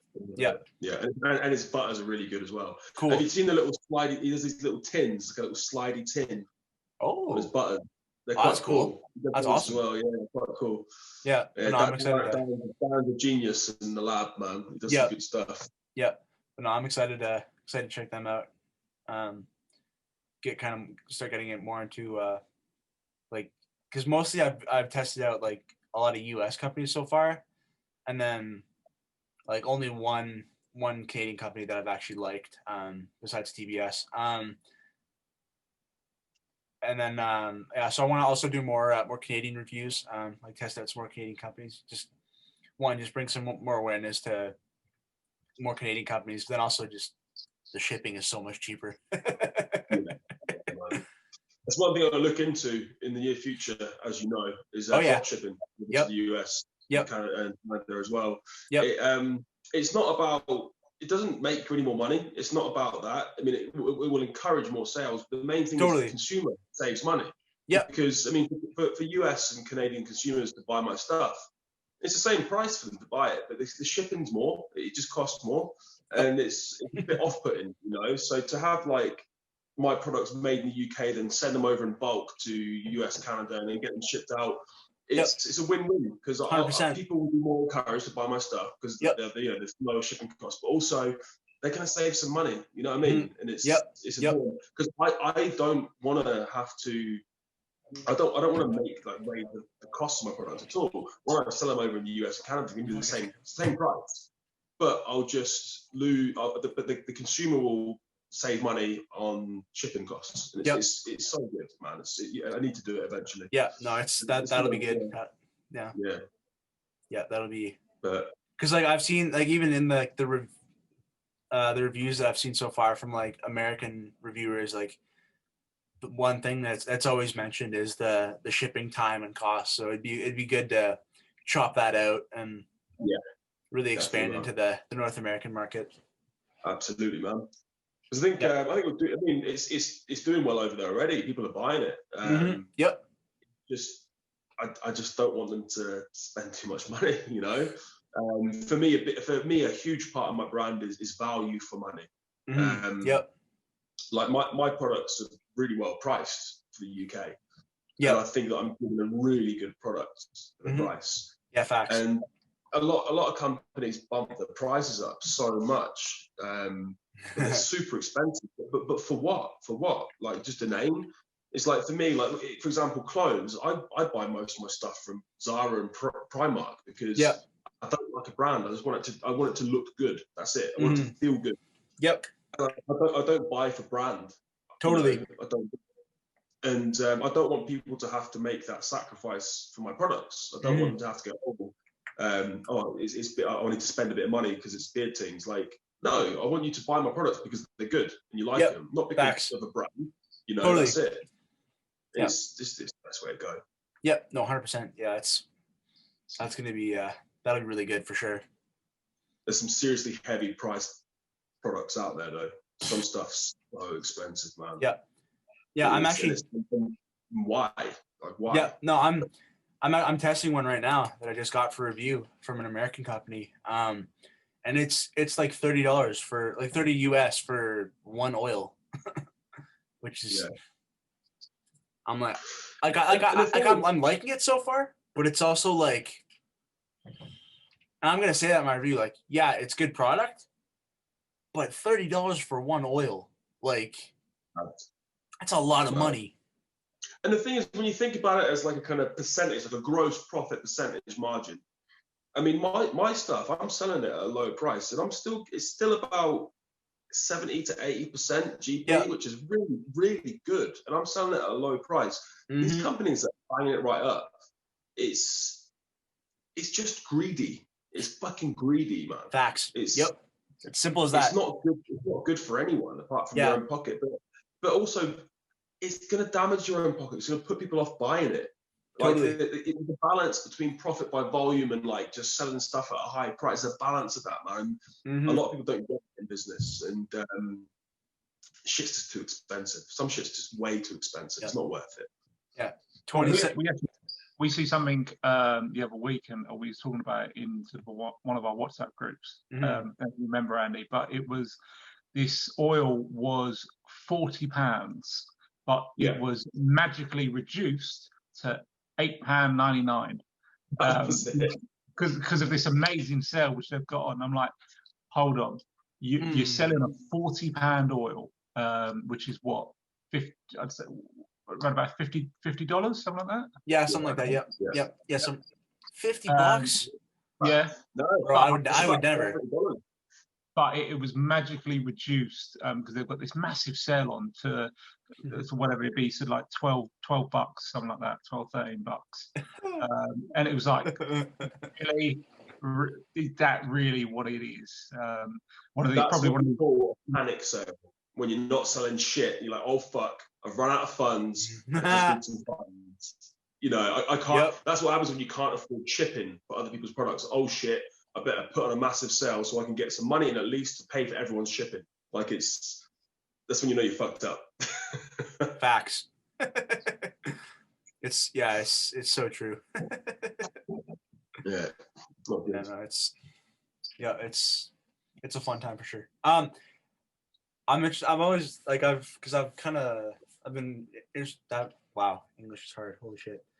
If you could add a like any scent combination to the Beard Tings lineup, what would it be? Like for you, like Andy, for you, like what's something that you would like to add to my scent? Yeah. I'd like to do something citrusy because I've got nothing citrusy. Oh, yeah, cool. But if I was to do it, it would have to be something really unique and different to any other citrus scent. Yep. So it'd have to be citrus with some. I'd like to do something really light, fruity. I like the kind of. I love Caribbean cutthroat. It's that tropical kind of side. It's got that coconut in it. Yep. So maybe something like citrusy, but with some other kind of fruits in there. Yeah. Cool. I don't really know. Something original, something unique, because there's so many things that are like citrusy. Yep. And they're all kind of the same. And citrus is a hard one to work with. It's a really hard scent to work with. I mean, I experimented a lot with lime, a lot with sweet orange, a bit of lemon, a bit of grapefruit. And it's a hard one to get because citrus scents get overpowered really easily. And it's one of those balances, again, the whole kind of CPSR testing kind of side of things, when you can only use a certain amount of it. So to get something citrusy that's unique and that's powerful is quite hard. So I like sweet orange. I mean, I used to, I was going to do I just love sweet orange and sandalwood together. Just those two scents that work really, really well together. And that was one of the first things I ever made. The sandalwood's not too overpowering. If you put a little bit in, you still get that kick, but you can get the citrus of it as well. So I think the key to a citrus scent is keeping it really basic, like a citrus fruit and maybe one, maximum 2 other scents that would work really well. But yeah, it's just finding those other 2 scents and finding something that works well, really. But yeah, I think a citrus fruit would really do good. The Beard Tings lineup. Yeah, facts. I was working on, so Andy knows that I play around with a few DIY oils myself. Cool. Okay. Just have a little muck around, and it's good to experiment because obviously as a reviewer you get to understand oils a little bit better. So I've been playing around, and I've actually been creating one with sweet orange, sandalwood, and black pepper. Okay. Which is it's interesting. Yeah. Because as the black pepper gives it that real kick, so to speak. Yeah. Yep. And so obviously the sweet orange is sort of really nice. It holds for a decent amount of time. And then the sandalwood just kind of brings it together and gives you that sort of like earthy sort of tone, so to speak. It works quite nice actually. So yeah, so it's citrus is, as Andy was saying, it is such a complicated selection of oils to play with, just because they are top notes. So you'll get maybe an hour realistically, sort of out a lot of them. Again, to last can be really, really awkward. And that was sort of something which exactly why I have no intention of being able to launch my own brand, just because like it's just so complicated trying to really work out one type of sense. But yeah, it's interesting. Literally, it's really interesting because the way you said that, I was like, that's exactly which I've been playing with. Honestly, mate, I think it was probably the first scent I did, Orange and Sandalwoods, and mate, it's really nice. I fucking loved it. Yeah. Really good scent, and it just works really well together. They work really, really well together. So yeah, man, I think citrus is a great thing to do, but it's a tough one. To make a good citrus smelling scent is a tough job. Yep, totally. Yeah, no, I think because like I've toyed around with the idea of doing like my own beard products, but I've too much going on right now and for the foreseeable future. But I have like a list of like cool scent combinations that I would love to see, and I feel like one really interesting one would be like a sandalwood and coffee type scent. I feel like that could be a really cool combination. Coffee's a cool scent to play with. A really cool scent to play with. I love it. It was actually Adam. Adam won that competition I did. Yep. It was who the fuck is that guy scent? It was Irish coffee. Irish coffee. Yep. Brilliant, man. Yep. Great scent. Really, really good scent. What was it? I can't remember what it was. It was coffee, vanilla, whiskey. And whiskey. Yeah. Yep. Yeah. That was a good scent. Really, really good scent. But the hard thing about the whiskey is you need to get like an actual whiskey oil, which I can't fucking find anywhere. So I actually made it real whiskey. I put fucking some scotch in that. It was great. But That's awesome. awesome. It would never pass any sort of CPSR test. It would never pass any, because you're literally putting whiskey in your face, and it's, as much as it's fine, it is actually safe, but it won't pass anything. Yeah, so fair. A coffee's a great scent to play around with, man. It's quite fun. Yep. And also, 100%. Yeah, and also I feel like also I haven't seen a whole lot of like aggressively like fruit type scents. So I feel like combining like a bunch of different fruits, like I wrote down like some blueberry, strawberry, raspberry with apple, and like maybe something else is like to like back it up and make it a little. I did a bit of stuff with raspberry. Okay. And I don't like it. It doesn't. I've tried a few raspberry scents and they don't really smell it. They're really overpowering. They're too sweet, and it's a bit.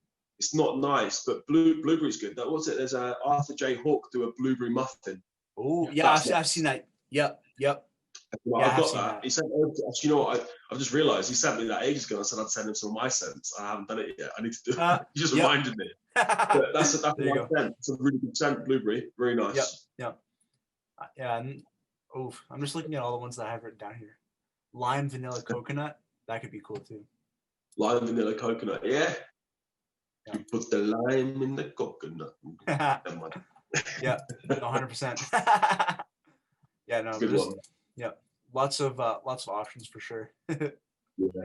I think one of my favorite ones, and what I like about it is that I haven't seen any of the company that does it, is black oak with plum. Plum's fucking brilliant. Yep. Plum's amazing, man. It's it's that whole scent profile. Black oak's great, but the plum hits you straight away. But the good thing about plum, it's rare that you find a fruity scent that lasts, and that plum goes all fucking day. It's great. Yeah. Black oak is. No one knows about plum, man. No one's been doing this. Like it's a great scent. Yeah, no, it really is. It's one of the longest lasting ones in my testing so far. Like I think Vanilla Killa, Smoked Amber, and then Black Oak. Those are like the three like heavyweights of scent duration for me so far. I think we were saying earlier, I think that the most longest lasting scents I have are the black chapter ones. So the vintage leather, smoked amber, and black oak. They just last, man. Like 100%. I'm waking up the next day and I can still smell it. Oh yeah. Like a lot of people say about 7-8 hours. Like some people saying 3 hours. So a couple of people said that. I was like, I don't get that. I'm getting it to the next day. It's mad. Yeah. No, it's all killer scents for sure. Yeah. I like see with that black oak scent. It's the rum and the dark chocolate. It's like one you don't notice it until you wear it. Good. You have to wear it a good 10 times and you start to realize that dark chocolate bit, and it really completes it. It brings it all together well. Love it. Yep. No, and that's always the cool thing. Like when I'm testing a product, is like when I can't like quickly identify like individual like different scents right away. It's like that's how you know it's like blended together well. It's like but it's my most complex scent, black oak. It's got so much in it, but it works great, man. It really does. Yeah, 100%. It's my personal favorite. I can love it. Totally. Yeah. What's been for both of you guys? What's been your favorite company to test? Like when you guys were doing Bearded Bear reviews, like what was the most like fun company to like interact with and products to test and like all that kind of stuff? That's a good one. Sugar Beard was great for me. They were really responsive. They spoke to me a lot. They were really cool guys. Also, like the first one I ever did, Blackwoods. Like, I don't even know, are they still going? Like Blackwoods? I don't know. I haven't really heard much from them. But the guy was just really cool. Okay. It was the first company that ever reached out to me, and it made me feel really good. Totally. He reached out to me and sent my stuff. So it's the first stuff I got for free, and my first product tested and reviewed. They're cool. But it was unscented. It was a good balm, and they got a lot of potential, but I never really heard much from them. But yeah, for me, I think Sugarbeard, Odin's, Darren. I've got like a really good relationship with Darren. Really cool guy. So yeah, Odin's, Sugarbeard. Yeah, I think that's about it. Really. Cool. I think. Oh fuck, the Bald Viking, Callum. He's He's a great guy. He's fucking so brilliant. Yep. Yeah, I've talked to him a few times. Yep. He lives around the corner. He just lives up the road from me in London as well, where I used to live there. Really cool guy. Really great guy. He's got some awesome products, and they're unique as well. Not many people use castor oil, and he uses pretty much just castor oil. Oh, really cool. thick, heavy oils, but they're great. Really cool scents. And a sound dude. Cool. Yeah. Yeah. That's awesome. Yeah, I mean, for me, so since I pulled away from Bearded Bear, I've been working quite a lot with John from Big Fat Beard. Yep. John, really, really nice bloke. He really knows his stuff as well. Cool. So I've been working quite a lot with him. I've done a few. I mean, I've done a Big Fat quiz with him as well. Yep. That was fun, man. That was fun. Just something a little bit different. So he's sort of really groundbreaking with some of the stuff that he wants to do. He's going into hairdressing and doing barbers and hair paste. So he's been really, really fun to work with. I've really liked working with Simon from Bigfoot. Cool. Yep. He's just, once again, another fantastic bloke, another fantastic sort of company owner. He's helped me so much. Just sort of, once again, playing with a few oils, sort of sending me over his stuff, and he's like, "What do you think about this? What do you think about that?" He sort of sent me quite a few bits and pieces of just cool. This is like this is what I'm going to do for Christmas. What do you think's better? And sort of he's invested in me quite a lot as well, which is cool. Which is really, really nice to see. And apart from that, I think probably one of my favourites was Barnet Fair Essentials. When I was working with them back at Bearded Bear Reviews. Just once again, really nice people. They're always looking at trying to do new things, bring out soaps. They've got like a hybrid balm oil, which is quite different and really nice. Hybrid balm oil. Whoa. Yeah, it's kind of like butter. No, it's very weird. So it's kind of like a very like a soft hold balm, but it's kind of extra lubricated. So there's no real hold in it. Interesting. But sort of very, very nourishing. Okay. It's Cool. really, really interesting to use. And that was something which they sort of brought out.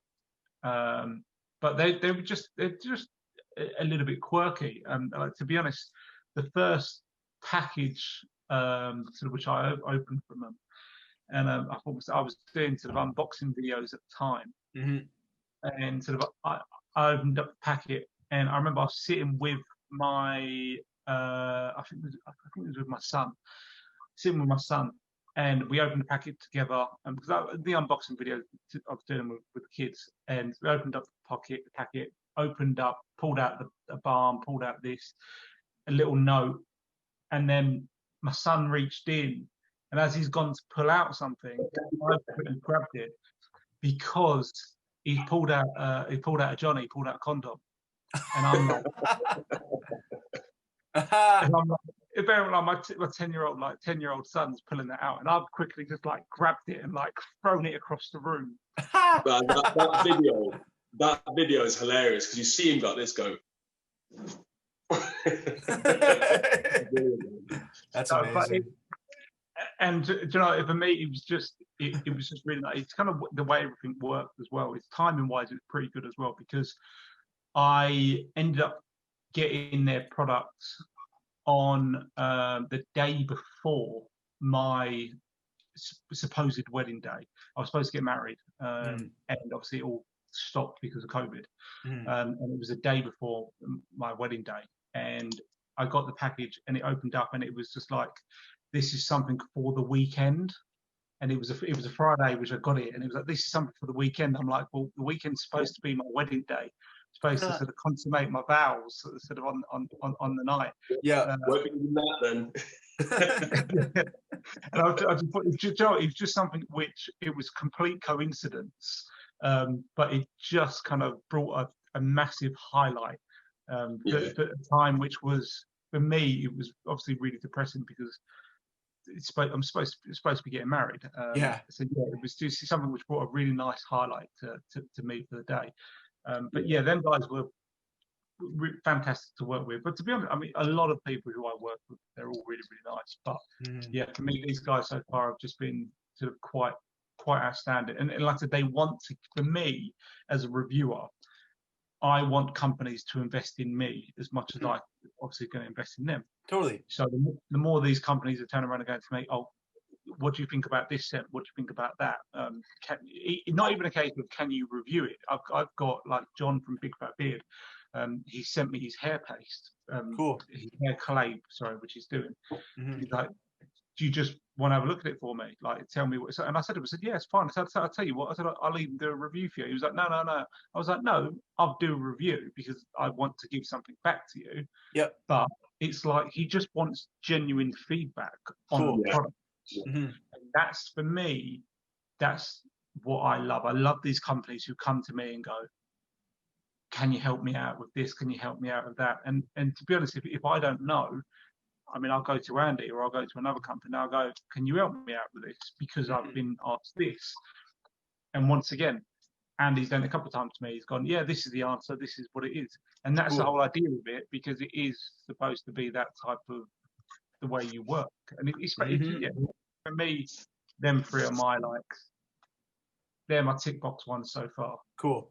And of course, Beard Tings. I mean, come on. I hope the owner's a bit of a cunt, so you know. to be fair, I don't know.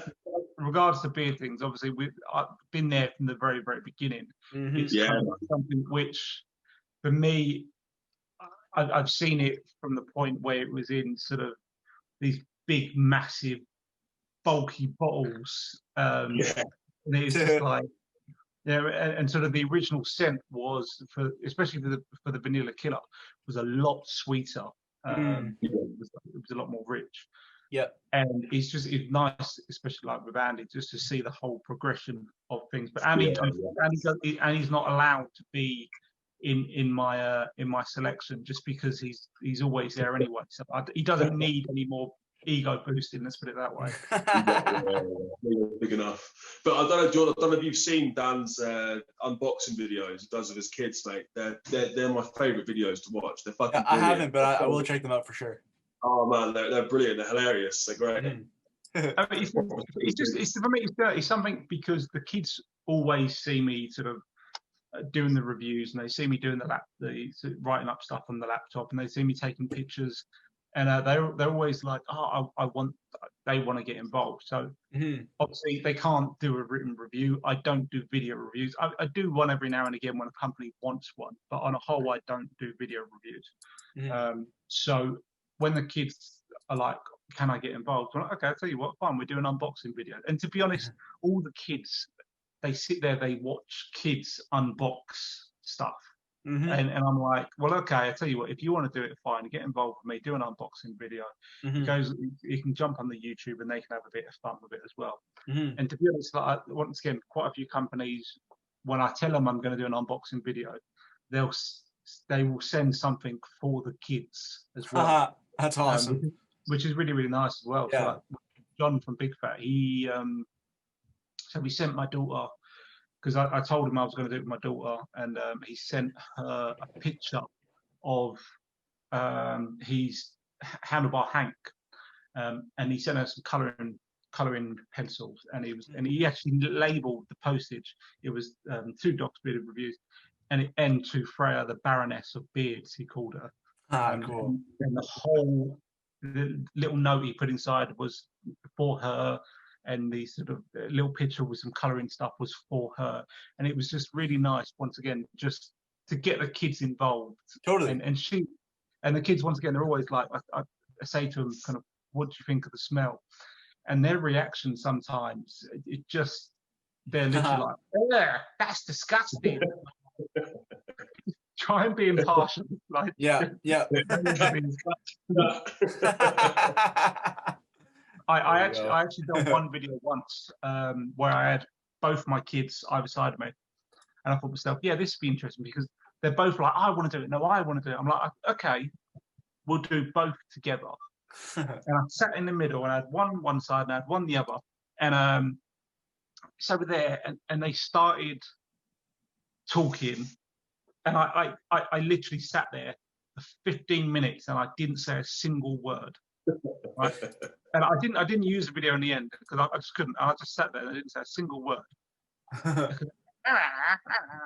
And they're grabbing the boxes off of each other, and they're going, "Oh yeah, and you can like and subscribe to my dad's YouTube." And they're each other, and I'm like, I can't use this one.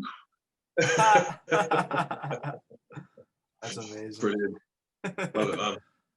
But talking about the YouTube stuff anyway, it's something which I'm going to be dropping a few podcasts, which Andy's going to be coming in as a co-host with me. So we started talking about it, and we're just finalising a few bits. But for us to do something which, I mean, it's kind of an idea, is going to be sort of the Bearded podcast or something like that. We're going to go a long time with, and it's pretty much, I mean, the idea is behind it is going to be, we're going to look at sort of one company, one reviewer, or sort of one individual, sort of try and highlight them, give them a little bit of praise or sort of exposure as we should be doing. But it's going to be sort of almost as we said, an X-rated version. So if people want to ask questions, there will have to be answers as far as I'm concerned. So it's just going to be a case of if you come in and you want to know something, we're going to give you an answer. It's not always going to be it's not always going to be a nice answer. It's not always going to be a nice question. But at the end of the day, that's the whole idea of it. It's going to be sort of pretty much. Once again, it's going to be sort of quite controversial, probably. We're probably going to lose a couple of followers because you know what people are like, especially people when they've had a drink and they'll jump on the one of these YouTube podcasts and they'll start asking some quite naughty questions, especially if the bearded Yorkshire lad. What a guy! What a guy! Got one twisted sense of humour. Yeah. So it's something like that, which I mean, me and John are going to look into. I mean, John, me and Andy, sorry, we're going to look into. because Andy loves a podcast. He loves to sit there and talk shit. As we all know. And talk shit. Oh, another thing we talk about. So when we were in Bearded Bear Reviews, we did a thing called the UBC, the Ultimate Bearded Championship, and we took individuals, people with beards, either fictional characters, real characters in life, and it's basically a beard off. And we'd say like round 2 is, I don't know, Wolverine versus Thor, for example. Who wins? And then people would like tell you a whole, and it was the fucking interaction we had. People would write an entire story of this fight. It was half a real fight, half of like whose beard's best, half of like the actual character they were, and it was so much fun. So Dan's doing something soon. Do you want to tell him about it? Yeah. So I mean, I put a story up the other day about doing the UBBC, which is the Ultimate Beard Brand Championship. Oh, yep. I saw that. So the idea behind it will be sort of the same sort of idea, but we're going to be putting beard brands up against each other. So that I'm excited for. So once again, it'll be a case of people will sort of like and comment, tell who they want to win, but we want to see stories of why Beard Tings would kick the Beard Struggle's ass. Well, that's easy. But you know what? It would just be fun. Like the 100%. Comments will be hilarious. Facts. Like, there's gonna be like things about like what's happened in the past, who the individuals are that are running the companies, or like the brand, or the scents, or the profiles of the actual real why the products are better than the other ones. And it would just be fun, man. I think it's really good. I think I can't really see anyone like of all the UK brands, like the people that we all get on with and that. There won't be a loser. It'll be fucking fun, man. It'll be hilarious. There'll be so much shade getting thrown. But the good thing 100%. Is, you get it. It's such a bit of fun. It's a bit of fun. It'll be hilarious. Well, that's so with regards to stories. So it literally got to the point where I couldn't keep up with the stories. I had over 70 stories to try and respond to. Jeez. And I literally had to put a post up and just say, look, I'm really sorry. I saw that. Anyone. However, keep commenting. And I think in the end, I ended up getting over 120 stories replies. Holy crap! And that's when I'm like, you know what? Yeah, this is. So I've been into this. So I've been speaking to a few companies, and I've just said to them, look, you interested? Do you want to sort of participate? Once again, it's not about winning. Don't get me wrong, everyone's going to want to sort of win and stuff like that, but that's not the idea behind it. The idea is actually to create exposure. 100%. So at the end of the day, a one-on-one battle, even if you get knocked out in the first round, to the interaction which you're going to get from, I mean, just my profile, and then obviously everyone else is going to be sharing it and totally stories. You're just going to get a load of people dragged into it, and they're just going to see 2 company names, and it's like you're going to get so much exposure. And so that's the idea behind it, is just to give companies a little bit of exposure to people and to consumers who they may not have never seen before, never used before. Totally. And it's just something which, once again, is going to give back to the community. It's going to give back to the beard companies. It's going to shed a little light onto a few, because it's not. That's what I said to Andy. I want to focus on small batch companies. I don't want to do these big bulldogs, if you know what I mean. No. Small batch companies. Real small batch companies. Exactly. Real small batch companies who are going to be in there and who will actually value having however many people totally sort of comment on the type of post which they've plugged in. And at the end of the day, if every company manages to get even 10 new followers, that's maybe 10 new sales which they can exactly. That's not, even if you get 1 new sale, that's, for me, is a positive, and that's at least something that we can give back. So that's going to be. I think the good thing about it is like every company has its loyal followers. Totally. And those followers are always going to be loyal to that company. They will. Yep. But what's going to happen is going to, so I'll have followers that are really loyal to me, but then they'll be exposed to new companies and they'll buy from them as well. And it's going to help that company as well. Yeah. And the same vice versa. So some companies have really loyal followers, they're going to be exposed to me and they'll buy from me as well, but they'll still stay loyal. So it's going to help all of us. Totally. Not about the owners making profit in that, but about us being able to expand our brand and help the community. That's what it's about. Yep. And also it's going to be fucking fun. Oh, it's going 100%. to be proper fun, man. There's going to be so much shit talking. I'm already thinking of the memes that I'm going to be able to post. Well, I mean, this is the thing with UBC. There was so much shit talking. It was unbelievable. I mean, some of these guys was literally going all in to sort of explain whether Mel Gibson was going to win, and it was just like, you know what? If we can bring that type of exposure to small batch companies, that's the ultimate aim. That's sort of just giving something back, which totally hopefully it will go. So yeah, so it's just something which, like I said, I'm going for at the moment. I'm talking to all the companies, getting everything lined up. There's no exact date when I'm putting that in yet. Okay, cool. But hopefully it will be soon, and no doubt it's going to be popular. So for sure, I've got a feeling that there will be a season 2 after that as well. As I said, UBC was so popular in the first place. Yeah. I'm sure this will probably be the same as well. So yeah, it's interesting times. Nice. There's always new stuff arising when it comes to me and Andy and to others within the UK industry. Oh yeah. And then is that's going to be? I feel like we're all kind of pushing the boundaries and coming up with new original stuff, like totally. new things to do. Yep. Not just the same old crap. Oh yeah, carry royals, blah blah blah blah blah. Let's have some fucking fun. Let's do some 100%. Different shit no one else is doing.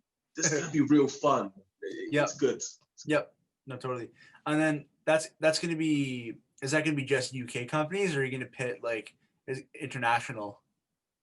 Yeah, so everyone. Yeah, to everyone. So we've had a few, I thought so. We've had a few international requests so far. So yep. I think one of them was Honeyaka or Honeyaka. Yep. Honeyaka, yes. Yep. They're super popular. So they was requested to come in. Babu was another one. BABU. Barbu. Barbu, yeah. Barbu, that's it, yeah. Yeah. I think that Barbu was another one which was requested. Yeah. I think Battle Axe asked to sort of be involved in that, I think, as well. Of course he did. So I think there was a few. There's quite a few sort of American companies who got asked to come in as well. And I said at the end of the day, I went, look, it was just an inquiry to whether people would be interested, and the response was absolutely mental. In UBC, what did we start at? We started with 16, wasn't there? It was a 16 tournament. Might have to make it 32 for this. We'll have to, we'll wait and see. I mean, it's something which, as I said, at the moment, I'm just talking to companies and going, right, who's interested? And to be honest, everyone I've spoken to so far, they've said yes. I mean, I've had one or two to say, oh, look, I don't want to get sort of dragged into a fight. And I'm like, look, it's not an actual fight. It's not, we're not putting you up against an actual brand. It's all about exposure. And then as soon as you explain it to them, they're like, oh, yeah, fantastic. I want to be involved. Yeah, totally. Maybe like Rune Silk was the only company, I think, who actually made tribute by themselves. They were the first company to actually even comment on any of my stories. They was like, yeah, Rune Silk in. Nice. Like, just like straight away offering yourself out and say, yeah, we want it. And that's what I mean. That's a lot of companies just like, just awesome. Love to be involved in this type of stuff. Because it's, as I said, it's not about trying to make sales and winning and stuff like that. It's literally just about community exposure, getting everyone's name out there and working together and just having a laugh. Exactly. Oh, it's gonna be hilarious. Yeah, exactly. And that's what I mean. It's that type of shit talking which can happen on that type of post, because all that type of stuff, you're not going to offend anyone. Them type of posts are there purposely for shit talking. So we're literally going to be like, you do what you say, what you got to say, you do what you want. And it's like no hold bars, just kind of go for it. And that's something which we want to encourage, because to be fair, we have a quite twisted sense of humor within the UK anyway. So kind of to exploit that, and use that in this type of competition, it's going to be really, really interesting as well. So it was. I think a big part of it is the whole consent part. It's like everyone who's going to be involved in it is going to say, yes, I want to be involved. So we kind of know what we're signing up for. We know we're going to get some shit. So it's like, let's go for this. Let's just take the gloves off. Let's go for this. We'll shake hands afterwards and we'll have some fun. You know what I mean? It would be good. It'll be good. I think it'll be a missed opportunity if at least you like joke about the possibility of Beard Tings versus TBS. I think the pop you get from that, like even if you like save it for like later, or like might be in the first round. You never know. that you never know. That's the way to start off with a bang. that would be amazing. Oh, there will be memes. Oh, there will. Oh, yes, there will. Problem is though, as we said, it is about consent. So knowing them lot, you ain't going to get any type of consent. That don't matter. Yeah, TBS, it doesn't matter. It's automatic permission to. Hey, listen, they gave consent when they started fucking trying to give me fake reviews. So exactly. Yeah. Consent has been given. Yeah. Yeah. They walked into that shit. messing with the meme lords. you dug your grave, now go fucking lie in it. Yeah. There you go. Shots fired already. Oh yeah. No, that's gonna be. Oh, I mean, yeah. That the whole idea of that competition, just really, really cool concept for sure. Well, as I said, I think it's something which sort of for us, I mean, working with Andy and working with sort of a few other people, it's always about trying to push boundaries. Totally. And especially sort of someone from me at this point in time where I am sort of stepped out and I'm doing my own thing. I like to be in the mix of it all and be like, right, well, how can we do things? And obviously with the two blogs, it was like, right, let's cause some controversy, let's cause some shit, and let's see how people react to it. And it's the same as what the UBC will be. It's going to cause fun, it's going to cause a bit of controversy, but it's all going to be consensual. But it's going to be like, right, well, how can we really sort of push the boundaries a little bit? And I think that for me, there's something which, as a community, we need to keep doing, whether it's sort of whether you're reviewing or whether it's the brands or whether it's sort of just shit talking in general. We have to find ways to keep pushing the boundary, because unfortunately, kind of what I've found is, as we said earlier, everyone decided they wanted to be a reviewer, including myself, and everyone got to this level of like, I'm comfortable, I know what I'm doing, I don't want to do anything more. But the standard was piss poor. So now it's like, right, we've raised the game once more. Now we've got to figure out, after we've done to the UBBC, where is the next level can we take it to? And that's something which is sort of heavily reliant on sort of people like Andy, people like myself, people like you. Sort of we have to figure out between ourselves. And just because you've got a good idea, don't keep it to yourself. Involve the community, involve the people around you. So it's the whole idea of it is, once again, is not just boosting yourself up, not just boosting your ego up, but boosting the people around you and bringing the whole community up with you as you progress your levels. And that for me is something which is vitally important, and that's the inspiration behind UBBC, the inspiration behind sort of these type of the fake reviews blog, is not to personally attack someone. Don't get me wrong, I have statements which I've made to them, and I've made them vocally. It's not to personally attack them, it's to outline and say the standard is not good enough. Raise your fucking game. Yep. And it's brilliant to see, because I look at sort of a few other reviewers who have been doing piss poor stuff, and all of a sudden their reviews have gotten better, and they're talking about stuff which they wasn't talking about before. And even this one individual who I did have the problem with, all of a sudden his reviews have slightly changed, and he's sort of coming into information about how good the products are feeling in your skin, which he never spoke about before. Talking about the health benefits behind these products, and whether that's sort of a direct impact because I've had this because I had this blog, or whether he's just decided to elevate his game in general. But everyone is stepping up a level, and that's and I think for me that's what's really, really important. And that the only way we can do that is as a community. When we've got ideas to bring everyone in as well. Absolutely. It's one of those 2 + 2 = 10 equations. Everyone's going to fucking win from it. You're all going to multiply. It's good. Nothing bad's going to come from it. You know. 100%. A few egos may get bruised, but long term, we'll all get better. No, it's worth it for sure.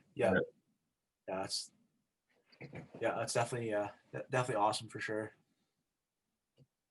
Nice. Anyway, lads, it's about time to crack on. I think.